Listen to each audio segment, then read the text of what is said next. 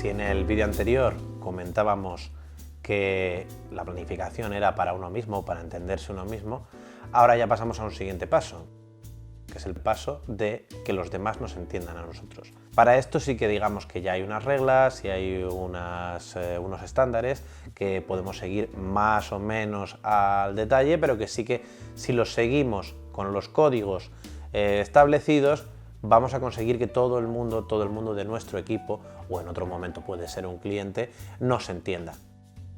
Se puede hacer de dos maneras. Se puede empezar por el guión técnico y luego hacer el storyboard. A mí siempre me ha gustado mucho más trabajar primero con el storyboard y sé que en muchas producciones se trabaja solo con guión técnico, pero es que al final el storyboard es como si fuera un cómic en el cual cualquiera está viendo en imagen, sin tener que leer nada, lo que está pasando en la historia. Incluso tú puedes, en base a un storyboard, al lado ir comentando, incluso ir actuando y poner tú las voces de los personajes para que el otro vea cómo va a seguir toda la historia. No solo se puede hacer dibujando, también se podría hacer con fotografías. Es decir, pues no sé dibujar, pero sí que puedo estar yo y disfrazarme o caracterizarme o caracterizar a alguien que conozca, hacerle fotos en un espacio similar y ir contando todo en fotografías. Y también se podría hacer, por ejemplo, en 3D. Pues yo no sé dibujar, pero sí que sé modelar en 3D, con lo cual me construyo el espacio de forma muy básica, planto ahí un monigote y voy creando el storyboard. Digamos que tenemos bastante libertad.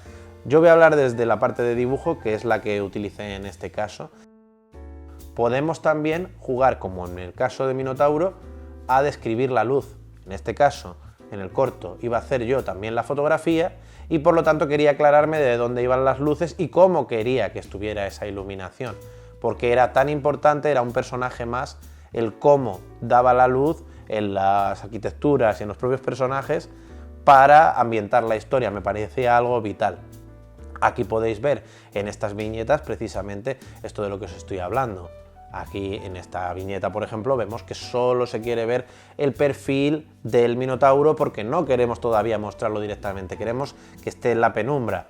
Y el fondo queremos que esté en negro, o por ejemplo en esta otra viñeta queremos ver muy claramente el espacio con las columnas y la espalda de Teseo y que la luz viene de arriba.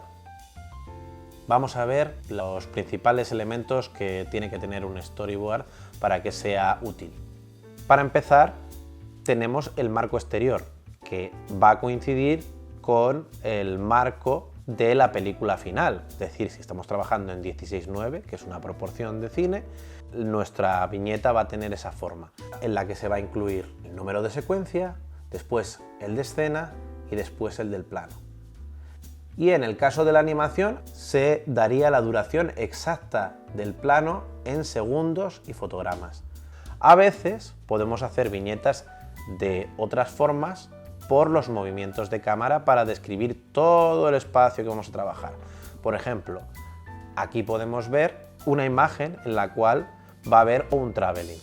Esto ya lo vamos a tener que describir en el texto, pero bueno, de primeras vamos a tener una imagen muy alargada que describe todo el movimiento desde el principio hasta el final, en la cual indicamos el movimiento de cámara mostrando el cuadro inicial, es decir, el lugar desde el que partimos, que vamos a indicar como A, y el cuadro final, es decir, el lugar hasta el que vamos a llegar al final del plano, que vamos a llamar B.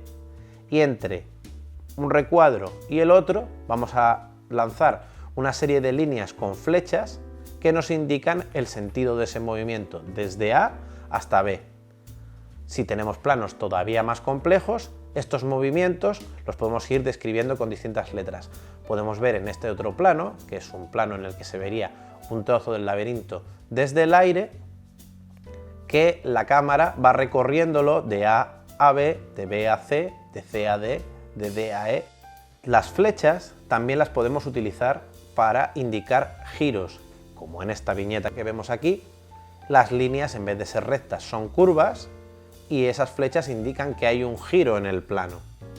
Pero estas flechas que indican giros también pueden indicar un giro de un personaje o un giro de algún elemento del plano, o también, en otros casos, una flecha con un circulito en el que dentro ponga in o un circulito en el que ponga out, significa que el personaje o el elemento está entrando en el plano o que sale del plano.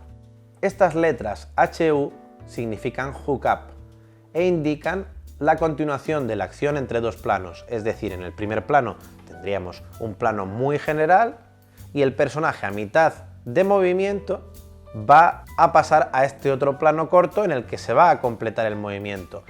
Y luego otros elementos que tendríamos que conocer serían los de la relación entre un plano y el siguiente. Normalmente, si no ponemos nada, un plano va al siguiente por corte.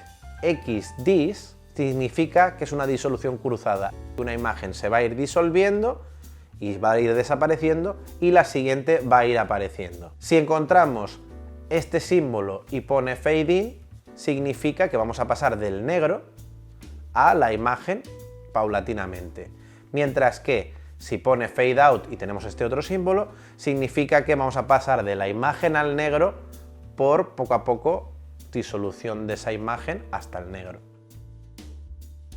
Como en animación, sobre todo en animación en 2D, vamos a trabajar con distintas capas. La capa del fondo se llama background. Las letras BG indican background.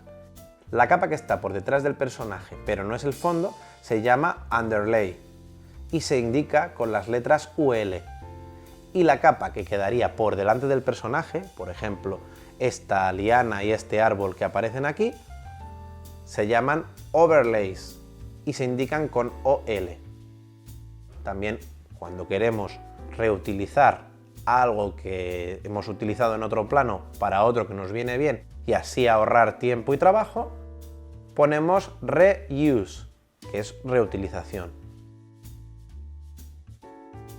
Y con esto tenemos ya todos los elementos básicos que vamos a utilizar en el storyboard.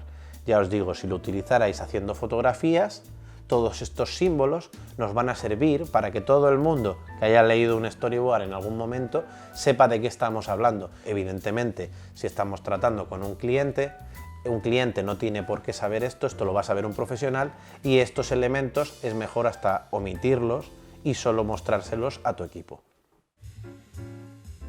Realiza el storyboard de tu audiovisual de forma muy clara y visual.